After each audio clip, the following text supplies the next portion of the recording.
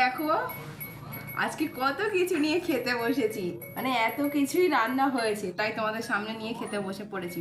দুপুরবেলা এখন 2টো বাজেনি, ঠিক আছে, 2টো বাজতে যায়। আর তোমাদের দাদাভাই এক জায়গায় যাবে, ওই জন্যই আজকে এত তাড়াতাড়ি খেতে বসা। এই যে প্রথমেই দেখায় আজকে কি রান্না হয়েছে। এই দেখো ভাতটা বড় হাঁড়িতে রান্না হয়েছে, তো ওই জন্য এই গামলি করে নিলে সুবিধা হয়, আর যেতে হয় না পরের বারে ভাত লাগলে, ওই জন্য গামলিতে নিয়েছি। থালাইতে আবার সুন্দর করে বাড়বো। আর এদিকে দেখো এই যে মাছের তেলটা সুন্দর করে পেঁয়াজ লঙ্কা দিয়ে ভাজা হয়েছে। আর এই দেখো আলু দিয়ে, কুচো চিংড়ি মাছ দিয়ে, আর হচ্ছে লাউ দিয়ে এই একটা তরকারি হয়েছে।